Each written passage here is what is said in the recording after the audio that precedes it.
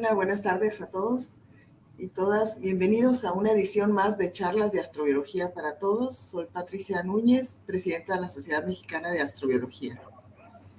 Bueno, estas charlas son para dar a conocer a personas que realizan astrobiología y acercar este conocimiento al público en general. En esta ocasión tenemos la participación de la doctora Margaret Domínguez, que está aquí con nosotros. Bienvenida aquí a Astrobiología para Todos. Y bueno, vamos a hablar un poquillo de ella.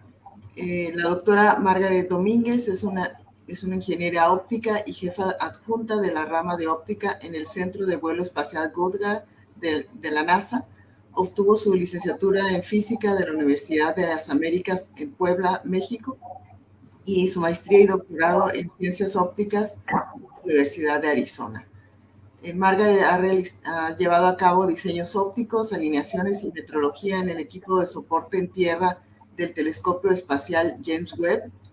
También realizó mediciones espectroscópicas en muestras recopiladas del telescopio espacial Hubble y más recientemente ha estado trabajando en el telescopio espacial Roman, que está programado para su lanzamiento en el 2027, donde ella lideraría el componente óptico del prisma de rejilla, un espectrógrafo sin ranura a bordo del instrumento de campo amplio. Bueno, pues bienvenida y gracias por estar aquí en Astrobiología para Todos con un tema tan especial como este del telescopio. Muchas gracias, Patricia y Miguel, por la invitación. Para mí siempre tener la oportunidad de poder conectar con otras personas y poder compartir un poco acerca de lo que estamos haciendo en la NASA siempre me parece una oportunidad extraordinaria. Entonces, les agradezco a ustedes la oportunidad y el espacio.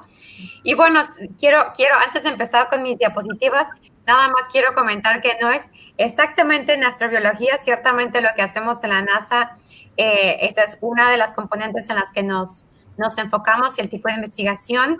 Como bien leíste en mi biografía, soy ingeniera óptica, entonces voy a hablar acerca de la óptica y cómo es esto en el contexto de las misiones de la NASA, específicamente cuál ha sido mi labor en ese contexto. Entonces, solo para que todos sepan que no va a ser un tema muy astrobiológico, pero ciertamente en el contexto de astronomía y bueno, con un enfoque específico. Bueno, pero está relacionado directamente con la astrobiología también. Sí, todos como que estamos conectados, ¿no? Sí. Muy bien, entonces ahora ya voy a compartir mis diapos. ¿Sí las pueden ver? Sí. Ok, excelente. Muy bien, entonces, si les parece bien, ¿empiezo o todavía no? Sí, gracias. Muy bien, excelente. Pues muchas gracias. Titulé esta charla de México a la NASA y el telescopio espacial Roman. Como leyeron en mi biografía, estudié en México. De hecho, colaboré con el INAOE por un año mientras estaba estudiando la licenciatura en física en la UDLAP. Entonces, en aquel tiempo le llamábamos UDLA. Y trabajé con el doctor Eduardo Tepichín. Todavía tengo una muy buena relación con el doctor Tepichín. Entonces, para mí, de forma personal, tengo muy buenos recuerdos con el INAOE. Entonces, también cuando Miguel Chávez me invitó, dije, bueno, es una excelente oportunidad de poder regresar de alguna forma con el INAOE. Quiero empezar, siempre me gusta mostrar mapas y voy a enseñar varios mapas en el contexto de como histórico, un poquito acerca de mi background. Soy originaria de Tecamachalco, Puebla, crecí en una granja de puercos. Ahí ven agarrando uno de los marranitos en la granja de mi papá. Mi familia todavía vive en Puebla, voy ahí con bastante frecuencia. Soy una de 4 hermanas, yo soy la mayor. Ahí estamos todas con nuestros uniformes en Tecamachalco, Puebla. Y bueno, siempre estuve muy activa en actividades extracurriculares. Y me gusta mencionar esto siempre al principio de una charla porque creo que es importante mencionar esa componente de que en aquel momento ciertamente nunca pensé que quizás sería relevante y jamás pensé que me llevaría de alguna forma a hacer el trabajo que estoy haciendo hoy en la NASA. Pero ese tipo de actividades extracurriculares que en México, obviamente la danza folclórica es un ejemplo hermoso de actividades extracurriculares, es una oportunidad de poder mejorar nuestras habilidades de comunicarnos. Bailé folclore, no sé, desde que estaba en preescolar hasta todavía mi primer año de posgrado en la Universidad de Arizona. Entonces tengo muchos buenos recuerdos, mucho amor por el folclore. Tengo muchos vestidos en el closet. De hecho, tengo varios aquí donde vivo en Estados Unidos. Y mi mamá tiene muchos más en la casa en Tecamachalco. Pero es importante mencionar que todas estas oportunidades que se dan de una u otra forma siempre están conectadas con estas cosas que están sucediendo a nuestro alrededor en ese contexto de networking. El poder del networking hoy, de poder conectarse con otras personas, networking ahora también virtual, no siempre tiene que pasar de forma personal, pero todas esas actividades nos permiten mejorar la habilidad de comunicarse. Y creo que la danza folclórica jugó ese rol en mi vida. Entonces tengo muy buenos recuerdos siempre con la danza folclórica. Terminé toda mi educación básica en la Universidad de las Américas Puebla. Decido aplicar al doctorado, maestría doctorado en la Universidad de Arizona y entonces me voy. Eso fue una decisión difícil en aquel momento porque yo no conocía a nadie en el estado de Arizona, no tenía familia allá, me ofrecieron una beca completa, entonces fue una oportunidad extraordinaria para mí que tuve que tomar, pero bueno, siempre puede ser un poco intimidante dejar todo lo que conoces y mudarte a un lugar donde no conoces a nadie, pero aproveché esa oportunidad. Después de varios años de estudiar mi maestría, estaba como en las partes iniciales de determinar el tema de mi tesis doctoral en la Universidad de Arizona y hablé con mi asesor y le dije, quiero empezar a trabajar en la NASA. Se dio una oportunidad de poder hacer un internship, a summer internship, una estancia profesional de verano. Y eso eventualmente me abrió la puerta para poder hacer una práctica profesional más formal, lo cual eventualmente me abrió la puerta de poder estar trabajando aquí de tiempo completo. Entonces hablé con mi asesor de tesis doctoral, le dije, me quiero ir y empezar a trabajar de tiempo completo. Y fue una conversación un poco dura porque recuerdo que él me dijo, claro, adelante, yo te apoyo, vemos qué tema puedes hacer mientras trabajas allá, pero quiero que sepas que estadísticamente hablando, los estudiantes que se van y no terminan su doctorado en el entorno universitario, la probabilidad de que te gradúes es muy baja. Te apoyo, si te quieres ir, vete, pero quiero que sepas que va a ser muy difícil. Y pues yo estaba joven y llena de ilusiones y dije, claro que lo puedo hacer, ¿no? Obviamente me tomó mucho más tiempo de lo que pensé que me iba a tomar y fue un proceso bastante difícil, pero con mucha paciencia y tiempo, eventualmente terminé mi doctorado mientras estaba trabajando en tiempo completo en la NASA como por 5 años. Entonces sí fue un reto que no tenía pensado de entrada cuando empecé en el doctorado, pero también una oportunidad extraordinaria de aprendizaje académico y ciertamente laboral.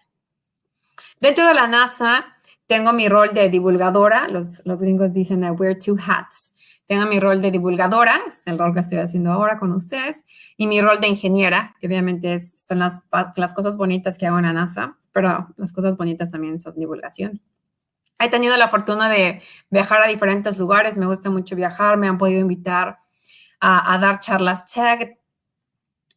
Fui seleccionada en el 2021 para ser embajadora de óptica, que es la sociedad profesional de óptica a nivel global, donde el programa de embajadores está específicamente diseñado para esos individuos que forman parte de la sociedad que todavía están como en la parte inicial de su carrera profesional y nos buscan a nivel internacional. Y ha sido una oportunidad nuevamente de networking extraordinaria.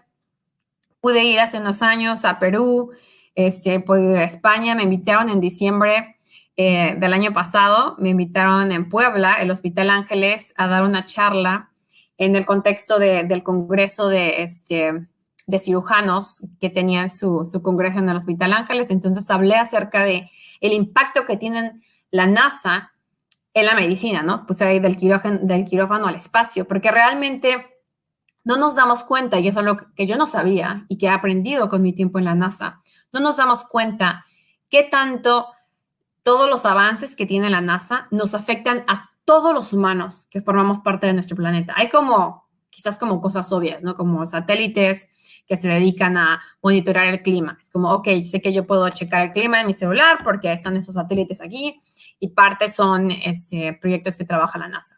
Pero hay cientos y cientos, miles de invenciones que han sido originadas, motivadas por proyectos de la NASA que hoy en día nos benefician a todos. Y bueno, podría dar muchos más ejemplos, muchos ejemplos acerca de eso. No es no es el objetivo de esta charla, pero hay muchos ejemplos acerca de cuáles son esas oportunidades de crecimiento y de avances. Y bueno, he colaborado también con diferentes proyectos aquí en Estados Unidos. Llevo ya viviendo en Estados Unidos del 2010. Y trabajo con estas organizaciones que son sin fines de lucro, Tecnológicas, que de hecho está parcialmente apoyado de forma económica por la Fundación Televisa. Trabajo con otro programa que se llama Latina Side Girls y con otras fundaciones sin fines de lucro. El objetivo de estas fundaciones es trabajar con escuelas y con museos de ciencias, sobre todo con escuelas con niñas que van en primaria y secundaria, que son niñas y que son latinas. Yo puedo conectar con ellas de una forma muy especial. Y entonces estoy constantemente colaborando a través de estas diferentes iniciativas, de esas diferentes fundaciones, para enseñarles un poco acerca de óptica. Entonces, por eso me ven ahí en la imagen del lado izquierdo, se ve una lente, podemos ver los ejemplos de refracción. En la imagen del lado derecho tengo unos lentes de rejilla de difracción. Y bueno, el chiste siempre es darles la oportunidad de aprender algo que quizás ellas no están aprendiendo en sus escuelas y decirles, bueno, esto es ciencia y tecnología, STEM, y tú puedes ser una ingeniera o una científica si es algo que te gustaría hacer. Y me encanta hacer divulgación, realmente paso mucho tiempo haciendo divulgación, es algo que me llena, tanto así que me casé con otro ingeniero óptico. Y en nuestra boda, él también trabaja en la NASA, trabajamos juntos. No realmente juntos en los proyectos, pero pues tenemos nuestras oficinas ahí en edificios adjuntos. Y el día de nuestra boda le dije, tenemos que tener algún demo, algún ejemplo de un fenómeno óptico en nuestra boda, porque obviamente es un día tan importante para nosotros, van a estar todos nuestros familiares, nuestros amigos, queremos compartir con ellos nuestro amor por la óptica. Y entonces tuvimos estos lentes de rejilla de difracción que además son como muy divertidos, ¿no? Entonces puede ser como party mode. Y bueno, fue una excelente oportunidad de poder compartir esa pasión con la óptica con todos los que nos acompañaban ese día. Pero esto es nada más para decirles a ustedes, para enseñarles un ejemplo de que realmente me gusta hacer divulgación.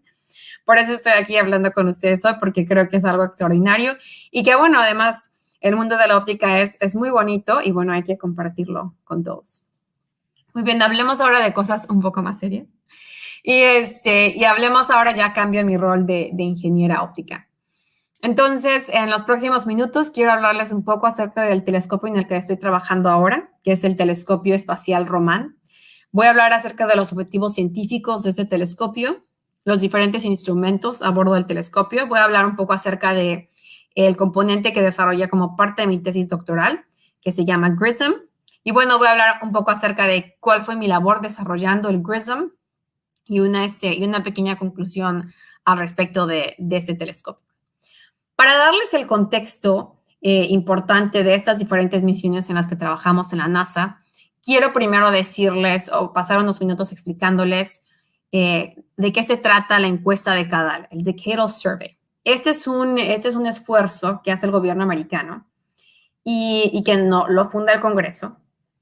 Y entonces cada década, y empezamos en los 70s, se reúne un grupo de astrofísicos y esto sucede en astrofísica, heliofísica, ciencias planetarias y ciencias terrestres. Pero ahorita en el contexto de esta conversación solo vamos a hablar de astrofísica. Se reúne un grupo de astrofísicos y plantean las preguntas más importantes que tenemos que contestar en esa década en el contexto de astrofísica. Y entonces, una vez que planteamos las preguntas, diferentes grupos en Estados Unidos proponen cuáles son los proyectos, telescopios o satélites, que pueden tener a bordo tecnología e instrumentación que van a poder intentar contestar esas preguntas que se plantearon. Es un esfuerzo muy grande porque además de que está Está organizado por el Congreso en Estados Unidos. Realmente es esfuerzo de una colaboración internacional porque siempre estamos colaborando las diferentes universidades en diferentes países del mundo, planteando estas preguntas importantes y, bueno, planteando ideas de proyectos que van a poder intentar contestar a esas preguntas. Y entonces vemos cuáles fueron los ganadores de cada misión de CADAL. Entonces empezamos en los 70s, ganó Hubble, ojo que lo lanzamos hasta 1990. La siguiente década, Chandra, después Spitzer, el telescopio espacial James Webb, que espero que todos ustedes están familiarizados con el telescopio espacial James Webb. Lo lanzamos de forma muy exitosa en diciembre, el 25 de diciembre del 2021. De hecho, mi hermana me vino a visitar a mí y mi esposo esa Navidad y nos despertamos súper temprano a las 6 de la mañana el 25 de diciembre, feliz Navidad, para que pudiésemos observar en la televisión el lanzamiento del telescopio espacial James Webb cuando estaba sucediendo. Y obviamente así duró súper rápido, unos minutos, ¿no? Pero la emoción de poder verlo, a pesar de que estaba pasando en Sudamérica, súper lejos de nosotros, pudimos verlo y fue muy emocionante. Pero que este es un proyecto que vean cómo ganó la encuesta de CADAL en el 2001 y nos tomó 20 años poder lanzarlo. Y es porque jamás hemos construido, diseñado un telescopio tan grande, tan frío y que ha ido tan lejos. Entonces, el telescopio James Webb ha tenido que sobrepasar una serie de retos extraordinarios que ninguna otra misión ha tenido que sobrepasar. De hecho, las primeras ideas del telescopio Webb obviamente empezaron 20 años antes del 2001, en los 80s. Empezaron algunos científicos planteando como, imagínate así, si tu imaginación, si pudieses como imaginar el ejemplo más radical de qué quisieras hacer, como un poco más, casi como ridículo, ¿no? Que te gustaría plantear, qué tipo de telescopio podrías hacer. Entonces la gente así deja suelta su imaginación y empezaron a plantearse desde aquel momento algunas ideas locas de cómo sería James Webb. Es un telescopio súper, súper grande. Y cuando se lanzó la propuesta de ese telescopio, proponía tecnología que todavía no existía. Entonces también tuvimos que desarrollar diferentes componentes tecnológicas que además tuvimos que desarrollar y luego verificar. Y el esfuerzo para poder hacer eso tomó mucho tiempo, es bastante complejo, pero lo pudimos hacer y bueno, ahora estamos todos disfrutando de las imágenes y la ciencia que James Webb está tomando. La siguiente década lanzamos el ganador del telescopio, de la encuesta, es el telescopio Roman, que es el telescopio en el que estoy trabajando ahora, que voy a hablar de él en unos minutos. Y bueno, el siguiente telescopio que vamos a estar trabajando después de Roman, que todavía no sabemos cuándo se va a lanzar, que realmente tengo ahí 2030, signo de interrogación, realmente creo que es 2040, signo de interrogación. Porque son proyectos de forma específica, Habitable Worlds Observatory es el nombre del telescopio, es este observatorio que va a buscar mundos habitables potencialmente, es muy emocionante. Acaba de ganar la encuesta hace 2 años y bueno, entonces ahora estamos en el proceso de identificar qué tenemos que hacer para poder lanzar ese telescopio. Las primeras propuestas de telescopios, de diseños de telescopios para Habitable Worlds Observatory, plantean un espejo primario mucho más grande que James Webb. Y el espejo primario de James Webb es enorme. Nunca hemos tenido un espejo primario tan grande. Entonces, Habitable Worlds ahora plantea un espejo primario aún mucho más grande. Hay diferentes diseños y bueno, creo que el diseño más reciente ya no es mucho más grande, solo es un poquito más grande, pero había unos diseños bastante locos. Pero bueno, cuando puedes plantear lo que sea y luego ya después lo vas definiendo, pues hay que empezar grande, ¿no? Hay que soñar grande. Y así sueñan los científicos, siempre súper grande. Entonces es un proceso muy bonito también. Muy bien, aquí quiero enseñarles algunas fotos del telescopio espacial Hubble. Espero que todos ustedes han escuchado del telescopio Hubble. Es un telescopio viejito. Ya lleva más de 34 años orbitando nuestro planeta. Se encuentra solo aproximadamente 500 kilómetros de nuestro planeta. Está muy cerca. Hubble es del tamaño de un microbús, bastante pequeño.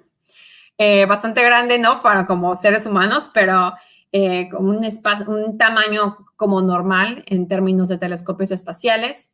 Y bueno, Hubble ha sido extraordinario porque no solo ha tomado imágenes súper bonitas, ¿no? De diferentes galaxias, formaciones de estrellas, ahí podemos ver los pilares de la creación, pero que además de eso, Hubble nos permitió descubrir que nuestro universo estaba en expansión, ¿no? Entonces, algo también súper innovador que no pensábamos que eso iba a ser el resultado de esta misión, de las observaciones de este telescopio, pero así fue, ¿no? Y entonces, parte de la expectativa, del deseo, de la ilusión del telescopio Webb hoy, es que así como pasó con Hubble, donde descubrimos algo que no esperábamos, que algo así similar va a pasar con Webb. Y eso es muy emocionante, ¿no?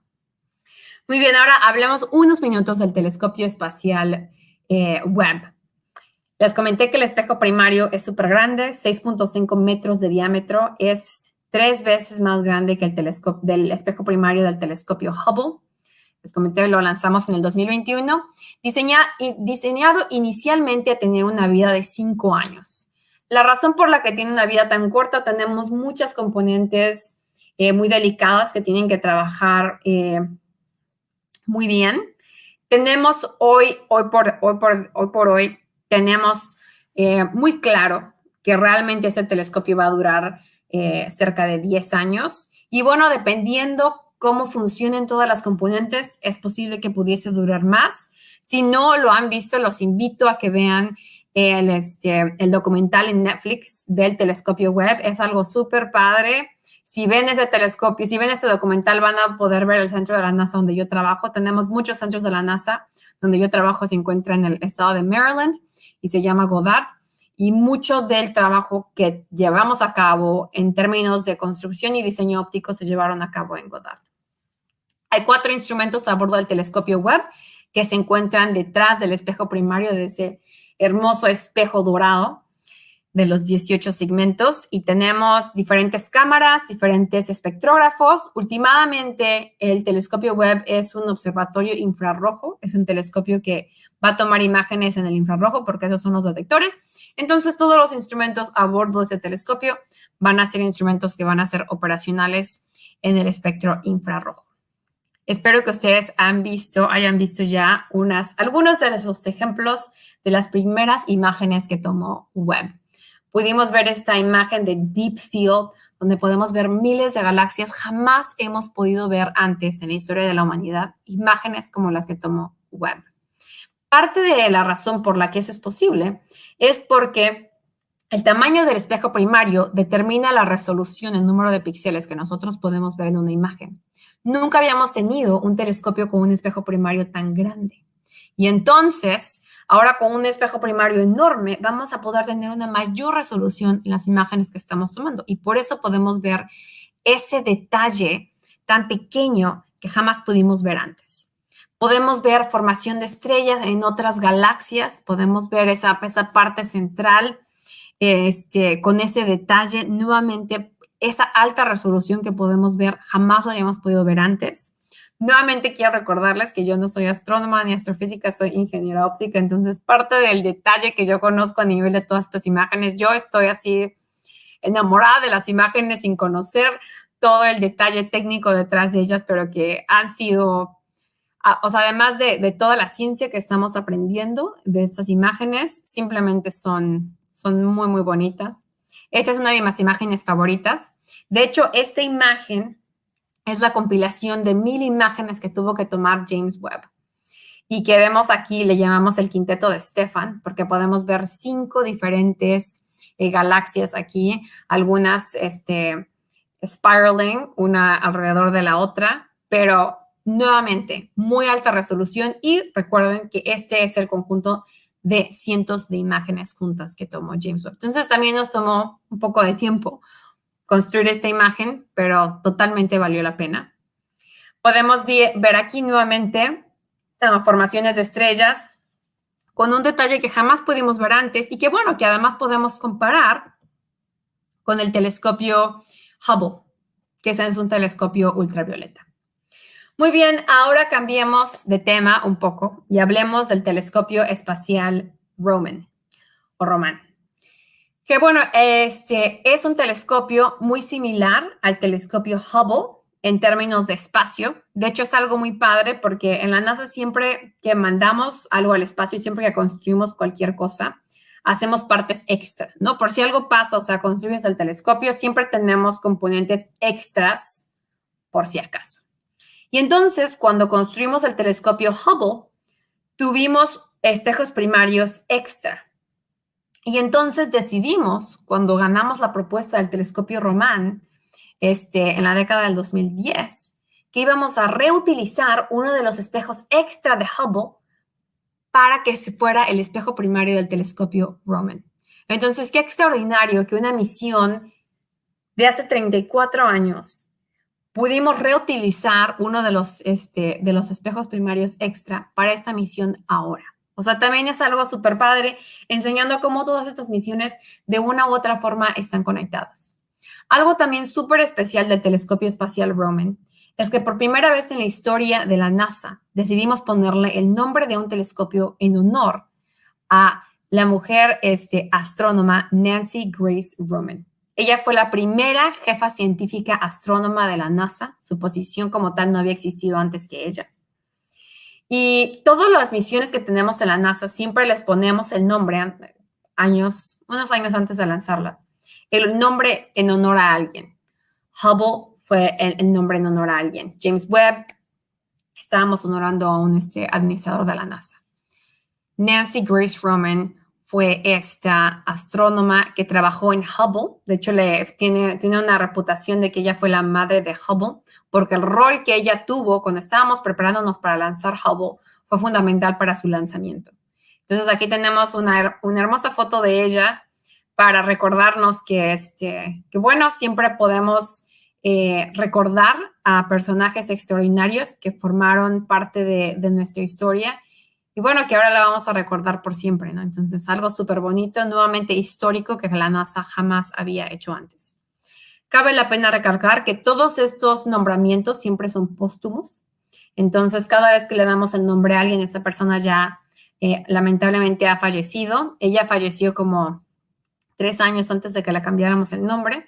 Y bueno, siempre fue una parte súper importante de nuestra comunidad de astronomía y astrofísica, entonces algo súper padre. Y para mí también es súper padre poder estar trabajando en un proyecto como lo es Nancy Grace Roman. Muy bien, hablemos acerca de algunos detalles técnicos del telescopio Roman. Como ya les comenté, tiene el espejo primario del mismo tamaño que tiene Hubble. Entonces recuerden mantener la misma resolución que Hubble, no es la misma resolución que James Webb, pero pudimos reutilizar uno de esos espejos primarios. Tenemos pensado que se va a lanzar. Todavía no tenemos exactamente la fecha. Sí les había puesto que fue en el 2026. Potencialmente en el 2026 o principios del 2027. Todos estos telescopios tienen como una ventana de lanzamiento. La ventana se abre a finales del 2026 y se cierra parte del 2027. Entonces, todavía no tenemos que definir exactamente cuándo se va a lanzar, pero sabemos que se va a lanzar en ese intervalo de siempre. En este intervalo de tiempo. Y bueno, de forma similar a Hubble y, bueno, a la parte inicial de Hubble, pero de forma similar al telescopio Webb, tendrá una vida inicial planeada de 5 años, pero nuevamente también tenemos mucha esperanza por todo el conocimiento que tenemos, que vamos a poder extender esa vida 5 años más. Entonces vamos a poder sacarle jugo 10 años. Esperamos. Y hay 2 instrumentos a bordo de este telescopio, el instrumento de amplio campo de visión y el instrumento coronágrafo. Recuerden que a bordo del telescopio Webb teníamos 4 instrumentos. Era un telescopio mucho más grande, con una caja para guardar los instrumentos mucho más grande en términos de capacidad volumétrica. Con el telescopio Roman es más pequeño. El telescopio Hubble, recuerden, el tamaño de un microbús. El telescopio Webb cabe en una cancha de tenis, mucho más grande. El telescopio Roman vuelve a ser del mismo tamaño, muy similar al telescopio Hubble. Pero el telescopio Roman, de forma similar al telescopio Webb, ambos son observatorios infrarrojos. Entonces, como que tenemos cosas, Roman tiene cosas similares a Hubble y tiene similares a Webb, pero todos son diferentes. Hablemos acerca de los objetivos científicos del telescopio espacial Roman. Una de las preguntas importantes que se propuso en la década del 2010, cuando ganó el telescopio Roman, era entender la energía oscura. Entonces, de forma específica, el telescopio Roman está diseñado para que nosotros podamos seguir haciendo mediciones que nos permitan tener un mejor entendimiento de qué es la energía oscura. De forma específica, también vamos a estar buscando exoplanetas y específicamente exoplanetas que tengan una masa mayor a la de Marte. Tenemos varios espectrógrafos a bordo del telescopio. Uno de ellos fue el resultado de mi tesis doctoral. Recuerden, todo ese telescopio es un observatorio infrarrojo. Entonces, todos los detectores a bordo del telescopio van a ser infrarrojos. Y además, tenemos en ese telescopio, a diferencia de los telescopios anteriores, lo que le llamamos en inglés a tech demo, un demostrador de tecnología. Uno de los instrumentos a bordo del telescopio Roman es un instrumento coronógrafo de alta resolución. Históricamente hemos mandado coronógrafos a bordo de otros telescopios, pero nunca hemos mandado un coronógrafo de alta resolución. Y entonces, como no lo hemos hecho antes, genera el hecho de que mandemos algo nuevo en uno de estos telescopios ganadores de la encuesta de Cadal, viene con algunos riesgos. Y entonces, por eso lo hemos denominado que es un demostrador de tecnología, porque tenemos cierta expectativa para este instrumento, pero como lo estamos probando por primera vez, estamos demostrando nuevas capacidades que no se han demostrado antes, le llamamos demostrador. Y realmente, aunque está dentro de la categoría de instrumentos, es una categoría especial donde no tenemos la misma expectativa para el instrumento coronógrafo que teníamos para el instrumento de amplio campo de visión. Entonces, bueno, algunos detalles logísticos que se tienen que ver, pero nuevamente con el objetivo de ampliar, mejorar nuestra tecnología y siempre teniendo en mente estos objetivos científicos. Veamos aquí la imagen que va a tomar el telescopio espacial Roman. El telescopio espacial Roman, a diferencia de Hubble y a diferencia de Webb, tiene un campo de visión enorme. Vean el tamaño de una de las imágenes tomadas por Hubble. Roman va a poder tomar una imagen del tamaño 100 veces el tamaño de Hubble y 50 veces el tamaño de Webb. Recuerden que la resolución está conectada al tamaño del espejo primario. Entonces va a tener la misma resolución que Hubble y más baja resolución que Webb. Pero la idea es que como vamos a lanzar a Roman, pocos años después de que lancemos a Webb, y ambos telescopios son infrarrojos, van a poder estar trabajando juntos. Entonces les llamamos misiones hermanas o misiones primas. Porque el objetivo es que vamos a poder tener un amplio campo de visión que nos va a dar el telescopio Roman. Y entonces, si vemos algo interesante en el momento en el que estamos haciendo estas observaciones, vamos a poder apuntar al telescopio Webb con su cámara de alta resolución y vamos a poder ver con más detalle a lo que ya estamos viendo en primera instancia con el telescopio Roman. Entonces, estos proyectos van a estar trabajando de forma conjunta, lo cual realmente, a pesar de que Webb está ahora al mismo tiempo que Hubble y pueden tomar algunas imágenes juntas, como esos telescopios están en diferentes partes del espectro, sus detectores funcionan en diferentes partes del espectro, no se pueden complementar de la misma forma que Webb y Roman lo pueden hacer. Entonces, también vienen oportunidades extraordinarias. Estamos muy emocionados al respecto.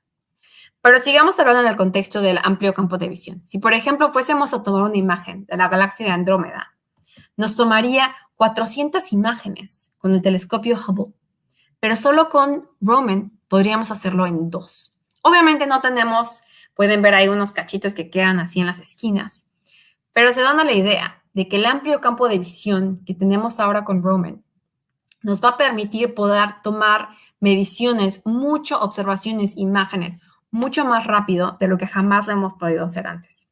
Entonces también nos abre la puerta a ciertos retos que no teníamos antes, porque ahora tenemos mucha más información que tenemos que transmitir a nuestro planeta. Pero bueno, es un reto muy bonito que nos va a permitir poder aprender y hacer cosas de otra forma diferente. Muy bien, ahora veamos un poco más detalle esa parte interna del telescopio.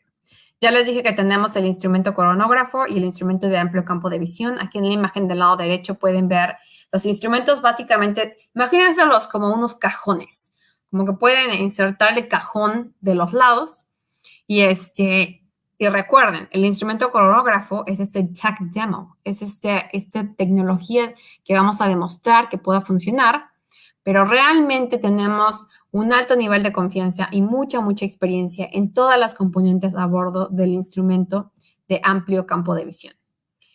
Y no sería buena ingeniera óptica si no les enseñara un poco acerca de trazos de rayos, así les llamamos, ray tracing. Y entonces aquí pueden ver en azul los trazos, los rayos trazados propagándose a través del telescopio. Recuerden, el espejo primario es uno de los extra de Hubble. El espejo secundario se lo pueden imaginar arriba, más arriba de donde diría la palabra Roman. Entonces, la luz es incidente en el espejo primario, se refleja hacia el espejo secundario. En el centro del espejo primario tenemos básicamente un agujero. Pero para que no se escuche así tan brutal, le llamamos central obscuration, una obscuración central. Y entonces, la luz, después de que es incidente en el espejo secundario, viaja por esa obscuración del espejo primario, es incidente en dos espejos planos de muy alta calidad, simplemente para que quepa en ese espacio. Ese es el objetivo de los espejos primarios, de los espejos planos. Y luego es incidente en el espejo terciario. Del espejo terciario, esa luz es direccionada hacia el instrumento de amplio campo de visión, que aquí pueden ver con mucho detalle, y una de las componentes a bordo del instrumento de amplio campo de visión es el GRISM. Y el GRISM es muy especial para mí porque ese fue el resultado de mi tesis doctoral. Trabajé por más de 8 años en el GRISM y estoy muy feliz de poder estar aquí con ustedes contándoles acerca de cómo hicimos el GRISM. Tenemos ya muchos ejemplos de GRISMs que han existido en diferentes misiones de la NASA. Últimamente, un GRISM es la combinación de un grating y un prism, una rejilla y un prisma. Y entonces aquí pueden ver un ejemplo como lo más básico de cómo se ve esa combinación, pero la combinación puede tener diferentes formas. Tenemos, en el caso del telescopio Raman, recuerden, tenemos un campo de visión mucho más amplio. Tenemos una resolución un poco más grande en términos del espectrógrafo, no del telescopio. Y estamos trabajando en un espacio que le llamamos el F-number en términos del cono de luz un poco más rápido. Quiero enseñarles esta evolución del GRISM. Como pude trabajar en el GRISM por tantos años, de hecho yo fui parte de ese equipo que ayudé a liderar el esfuerzo, donde pude ver 4 diferentes versiones del GRISM. En la NASA nos encanta hacer prototipos. Antes de que podamos mandar cualquier cosa al espacio, tenemos que cerciorarnos que entendemos el proceso de cómo hacer las cosas y lo entendemos muy bien. Y la única forma de asegurarnos que entendemos cómo hacer las cosas es demostrarlo una y otra vez. Y entonces, para hacer eso, generamos diferentes versiones. Y en cada versión tenemos nuevas oportunidades de aprender algo, de cambiar el diseño, de hacerlo más ligero, de hacerlo más compacto, de hacerlo más eficiente.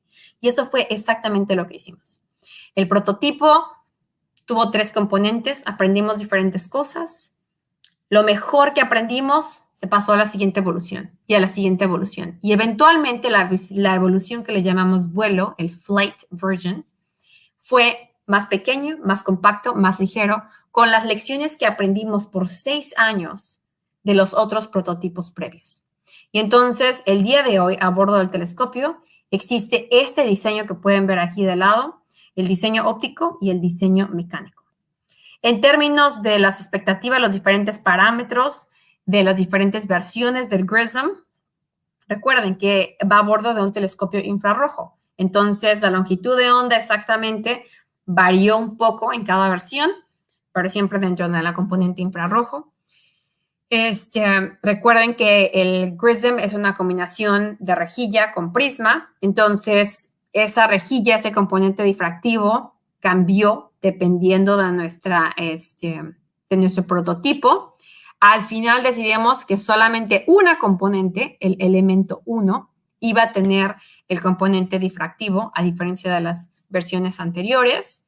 Y también estudiamos qué tipo de material iba a ser el más adecuado. Queríamos elegir lo más estable para el telescopio, para el GRISM a bordo del telescopio, porque también una consideración muy importante es que tenemos que elegir materiales muy estables, porque el telescopio obviamente va a estar en el espacio, es un espacio muy frío, y va a ser muy diferente a cómo lo vamos a hacer, vamos a poder hacer las primeras pruebas aquí en la Tierra. Ciertamente siempre hacemos pruebas en un entorno muy similar al que vemos en el espacio, pero las primeras pruebas siempre son a temperatura ambiente y luego generamos las pruebas frías.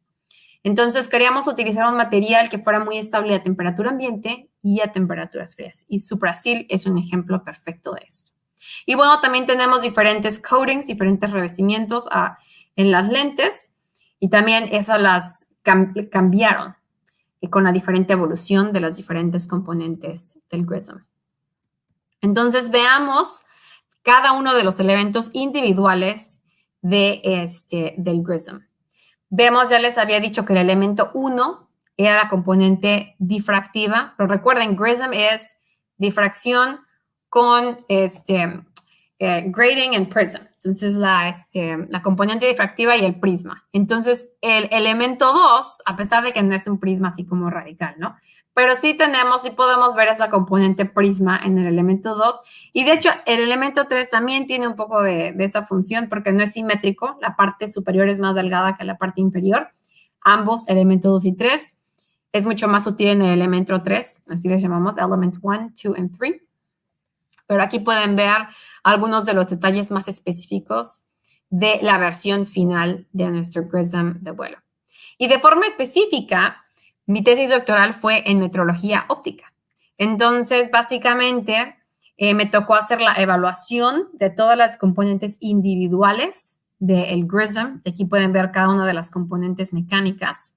Y una vez que identificamos las mejores componentes individuales, trabajé con mi equipo para hacer metrología óptica, no solo en las componentes individuales, pero en el ensamblaje final del GRISM. ¿Cómo hicimos esto? Aquí pueden ver unas fotos paso a paso. Hacemos una inspección sumamente delicada utilizando diferentes instrumentos. Todo esto, claro, tiene que estar en un ambiente limpio. Entonces, trabajamos en clean rooms, donde controlamos el nivel de partículas, el número de partículas en el laboratorio.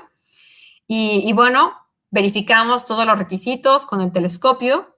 Luego hacemos una caracterización con otro tipo de telescopio de inspección. Y luego, parte de mi labor fue inicialmente el diseño y la construcción de los hologramas que utilizamos para medir el frente de onda de cada una de las componentes del GRISM. Y pueden aquí ver un ejemplo perfecto acerca de cómo se ve ese sistema.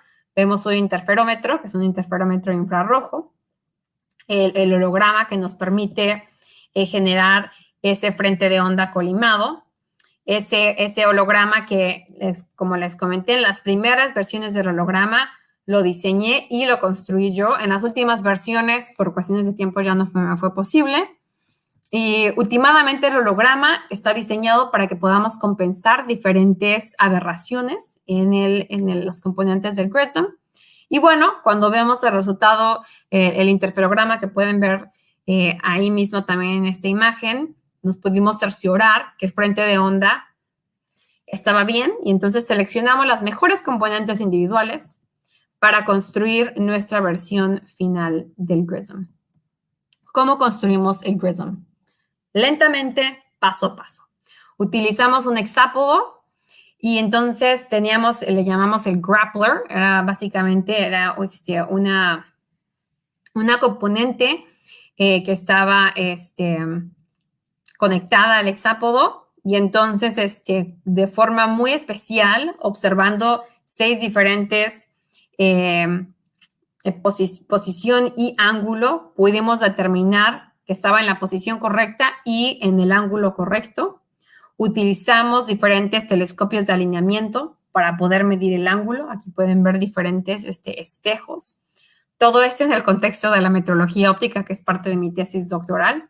Y bueno, una vez que ya controlamos muy específicamente la posición y el ángulo, instalamos nuestra componente mecánica que nos permite sujetar a la lente y así básicamente pueden ver así como Se inserta. Una vez que la insertamos, nuevamente medimos. Y una vez que verificamos que nada se movió, inyectamos un tipo de pegamento, un epoxi, y se toma 5 días en curarse el epoxi para que lleguemos a esa versión final optomecánica del Grism. Una vez que construimos al Grism hermoso, ponemos todo el ensamblaje y entonces vamos a empezar a hacer metrología, que es parte de lo que hice en mi tesis doctoral, evaluar el frente de onda en todos los detectores y lo hacemos a temperatura ambiente y a temperaturas criogénicas. Entonces, lo que ven aquí es una cámara criogénica donde tenemos un interferómetro. Aquí en esta imagen no la pueden ver, está escondido abajo. Y entonces podemos medir ese frente de onda, esa componente óptica del Grism a temperaturas criogénicas, porque no vale que podamos medirlas a nivel, a temperatura ambiente. Tenemos que construir modelos que puedan predecir cómo se va a comportar a temperaturas frías, que la temperatura operacional del telescopio y del instrumento, del Grism, son aproximadamente 175 grados Kelvin. Entonces, no basta con que lo podamos hacer a temperatura ambiente, tenemos que cerciorarnos que va a comportarse de la misma forma y vamos a poder predecir su comportamiento a temperaturas criogénicas. Entonces, también podemos ahí generar los modelos para poder hacer esas predicciones. El día de hoy es así como se ve el Grism. Bueno, así se vio la versión final del Grism. Todos los años que trabajé en el Grism nos permitieron demostrar que entendimos los procesos necesarios para poder construir el Grism. Construimos un diseño optomecánico atérmico muy estable. Y bueno, terminamos de construir el Grism en septiembre del 2022 y así es como se ve el Grism hoy. Estos son todos los componentes que van a bordo del amplio campo de visión. Y aquí abajo, en un color verdecito, se puede ver el Grism. Así como ustedes saben, todos estos esfuerzos que hacemos son resultado de colaboraciones donde estamos trabajando con muchas personas extraordinarias. Entonces, obviamente, tengo que darles mérito y compartir con ustedes algunos de los nombres de mis colegas con los que trabajé muchos años para poder hacer esto posible. Y quiero terminar con una frase de Marie Curie que me gusta mucho. La vida no es fácil para nadie, pero ¿qué importa? Debemos ser perseverantes y sobre todo tener confianza en nosotros mismos. Muchas gracias. Por favor, los invito a que sigan a la NASA en español. Me pueden seguir a mí, pero por favor, sigan a la NASA en español. Hay mucha información acerca de las misiones de la NASA en las que estamos trabajando ahora, que es muy interesante y que existe y que es gratis para que todos podamos aprender más acerca de las misiones de la NASA. Muchas gracias.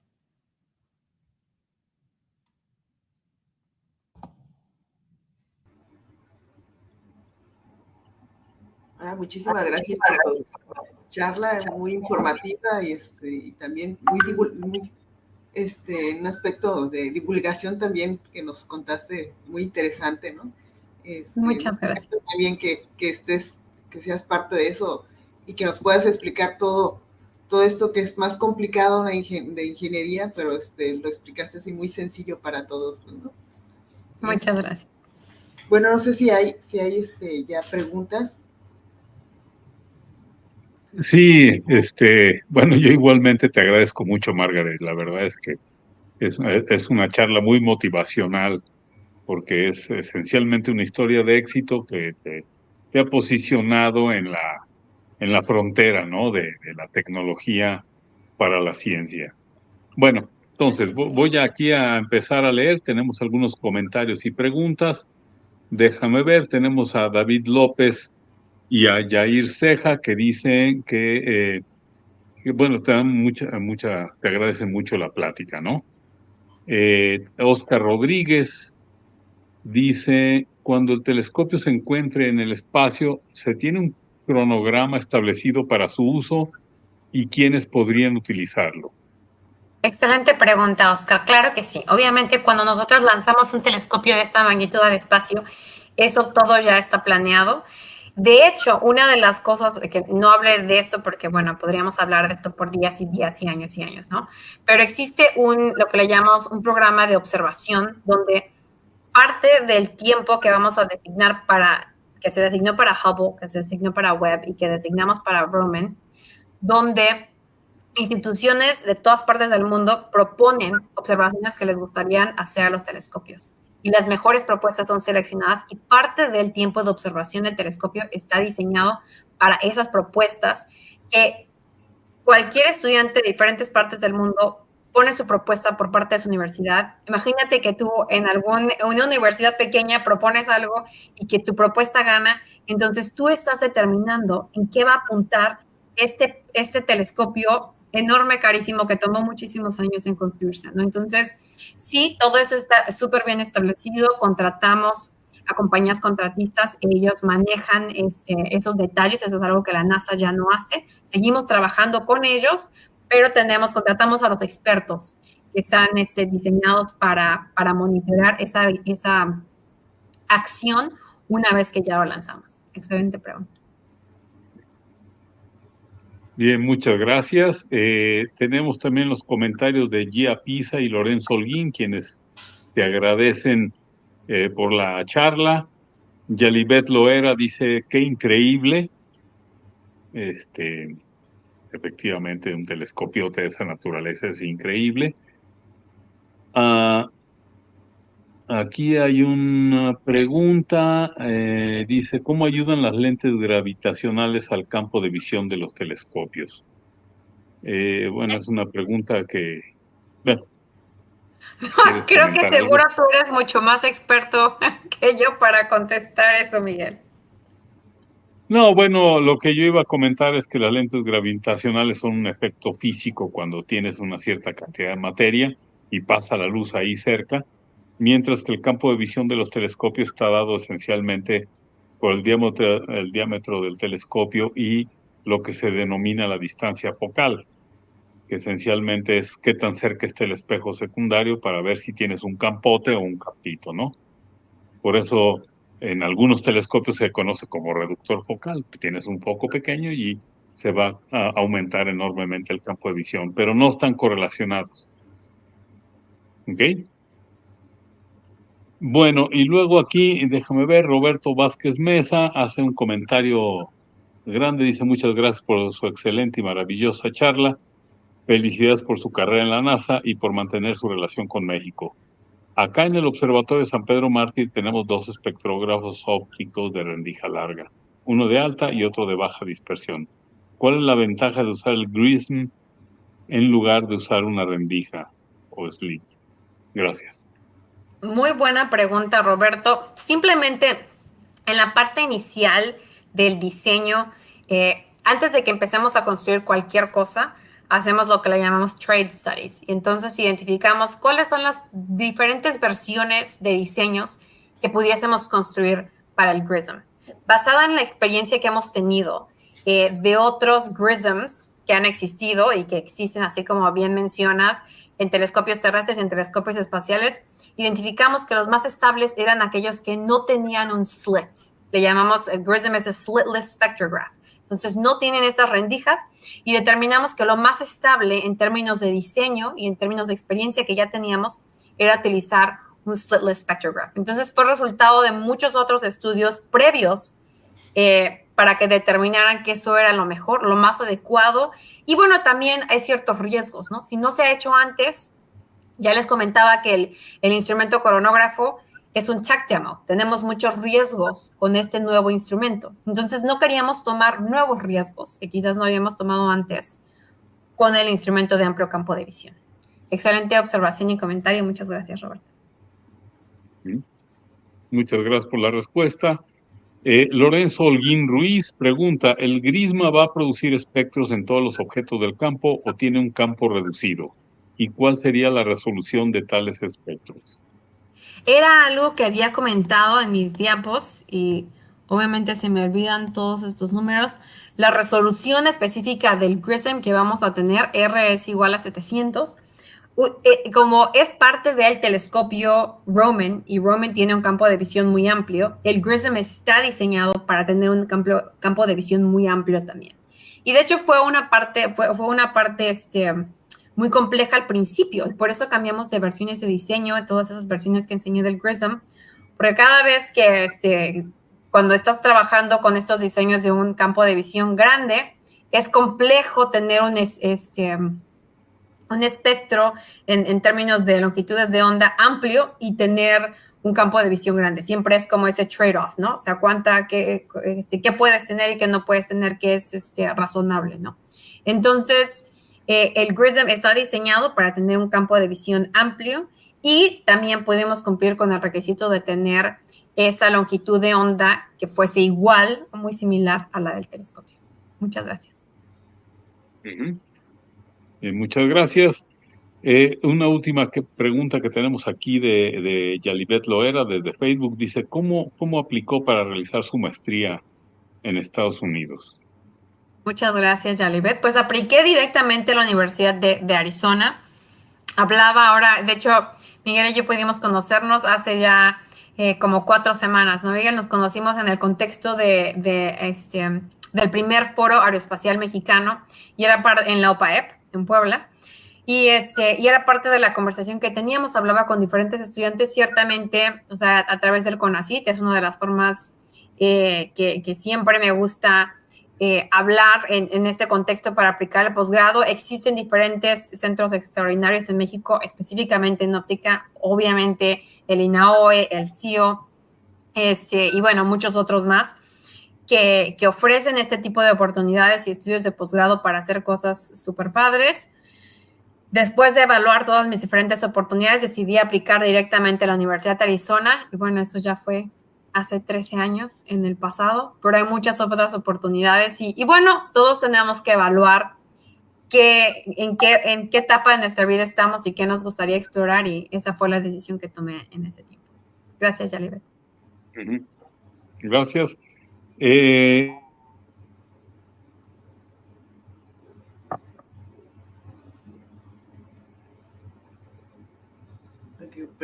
Creo que perdimos ahí, pero ¿se puede ver la pregunta? Sí.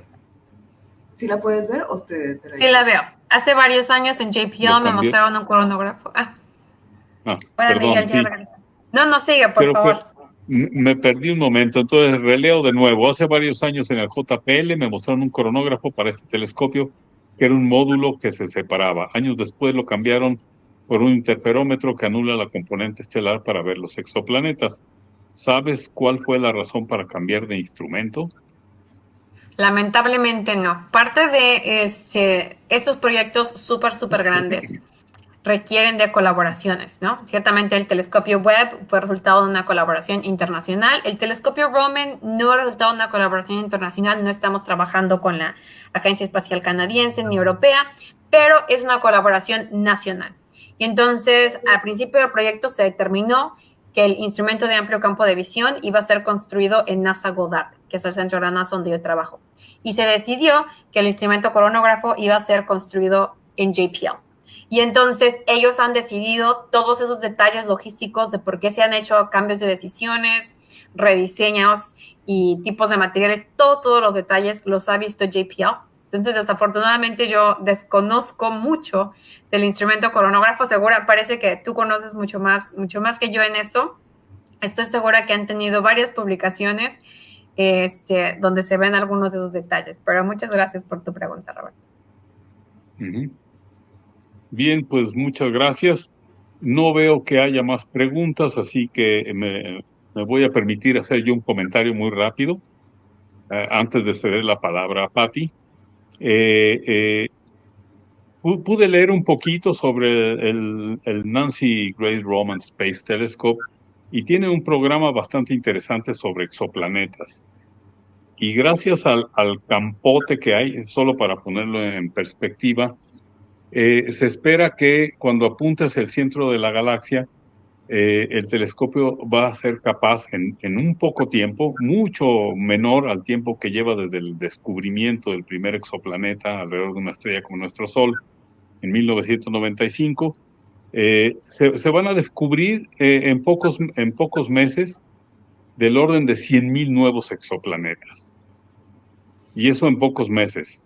Por ahí leí, es la expectativa, apuntando hacia una zona muy densa como es hacia el centro de la galaxia, y entonces se va a monitorear ahí y va a haber por puños exoplanetas, ¿no? Cada quien va a tener el suyo. Entonces, está muy interesante, y lo que bien decías al principio, pues la demostración de tecnología para el uso de coronógrafos y eclipsar la luz estelar para poder estudiar los exoplanetas de manera directa. Eso va a ser básico para el otro telescopio que mencionaste, el Habitable World Observatory. Es por eso que es una tecnología de prueba, ¿no? Es que si todo funciona bien ahí, se va a aplicar a uno que parece también una misión de ciencia ficción, un telescopio del tamaño del James Webb, exclusivamente utilizado para estudiar pocas estrellas, un centenar de estrellas posiblemente, bueno, no estrellas, a los planetas de esas estrellas, ¿no? Entonces está muy interesante, muchas gracias. No veo más preguntas, Pati. ¿Tú tienes alguna? Siempre tienes preguntas, Pati, por favor. No, bueno, está muy completo la información que nos dijiste. Yo creo que se van a hacer muchas cosas, ¿no? Con este nuevo telescopio, ¿no? Me imagino que vamos a tener otra visión muy diferente, ¿no? ¿Cuánto tiempo de vida le habían puesto a este telescopio? De 5 a 10 años. Y exactamente lo que comentas, Pati. O sea, realmente, así como Hubble, lo mandamos con una serie de expectativas, ¿no? Y Hubble regresó imágenes que rompieron con esa expectativa. Aprendimos cosas que no teníamos pensadas. Y tenemos la fe, ¿no? De que eso mismo va a pasar con Webb, y que eso va a seguir pasando con Roman, ¿no? Que vamos a aprender cosas que van a salir respuestas a preguntas que no habíamos planteado, que no se habían pensado. Y eso es algo que nos tiene a todos muy emocionados, porque así como comentas, Miguel, o sea, ya estamos trabajando en la siguiente, en el siguiente telescopio. Y entonces, ¿qué podemos aprender ahora? Que podemos de alguna forma trabajar en ajustar en los objetivos científicos o el tipo de tecnología. Pero sí, siempre estamos pensando más a largo plazo. Y bueno, eso, la única forma en la que podamos hacerlo bien es trabajando juntos, ¿no? Al final todos tenemos que estar trabajando juntos para poder avanzar la ciencia, pero es algo muy emocionante. Sí, muchas gracias. Bueno, tú eres un ejemplo a seguir para muchas chicas, cómo has llegado a tu carrera tan lejos y que sigues también en contacto directo con tus raíces, ¿no? Eso es muy bonito también. Felicidades por toda tu carrera. Y no sé si puedas dar un consejo a estas chicas. Ahorita hay muchos jóvenes ahorita estudiantes que están viendo esta charla, y pues si puedes darles algún consejo, ¿no? De cómo llegar. Claro que sí, Pati. Pues mucha paciencia y mucho esfuerzo, ¿no? Y mi mamá siempre, cuando he ido a dar alguna charla, mi mamá me acompaña, que los papás siempre son como los fans número uno, ¿no? Y mi mamá me dice, siempre hablas y dices así como cosas muy padres y siempre lo haces sonar como que, sí, todo esto es súper padre, dice, pero no cuentas todos los fracasos que has tenido, dice, porque es una componente muy importante, ¿no? Obviamente yo me emociono y empiezo a hablar de cosas súper padres, pero la parte real es que, obviamente, para que yo esté aquí, es que muchas cosas tuvieron que salir mal, ¿no? Y tuve que hacer muchas cosas que no esperaba, y que, bueno, hoy son parte de cómo me definí como persona, como ingeniera, y cómo estoy trabajando en la NASA. Entonces, como recordarles a los estudiantes, yo también fui estudiante, esas cosas no siempre son fáciles por diferentes razones, pero hay que tenernos paciencia y hay que tener mucha perseverancia, ¿no? O sea, todos los que tienen alguna historia bonita que contar, que están haciendo cosas padres, es resultado de mucha perseverancia, porque muchas cosas salen mal o se alargan o se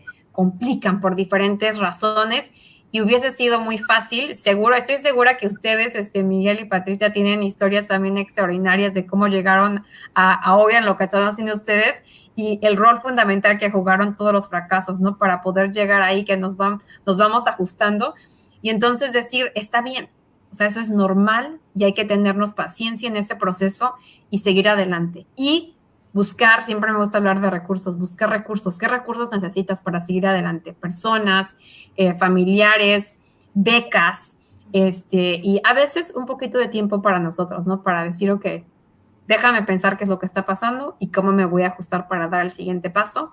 Pero hay que ser perseverantes y tenernos paciencia. Muy bien, muchas gracias. Muchas gracias. Por tu motivación. Gracias.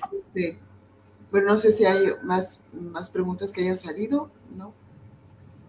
No hay más preguntas ni en Facebook ni en YouTube. Así que pues podemos pasar a las últimas palabras de agradecimiento. Por favor, Patti, y luego nos quedamos en el estudio un poco después del cierre de transmisiones. Bueno, por favor, Patti. Muchísimas gracias, Margaret, por estar con nosotros en esta charla de astrobiología para todos. Y bueno, gracias a todos ustedes por estar también, por estar presentes en esta charla y que esperemos que haya aportado un nuevo conocimiento, ¿no? Gracias también al apoyo de CONACYT para que se lleven a cabo este tipo de comunicación de la ciencia. Y bueno, esperamos verlos para la próxima charla de astrobiología para todos el próximo mes. Bueno, que la pasen bien y hasta luego. Muchas gracias. Hasta luego a todos.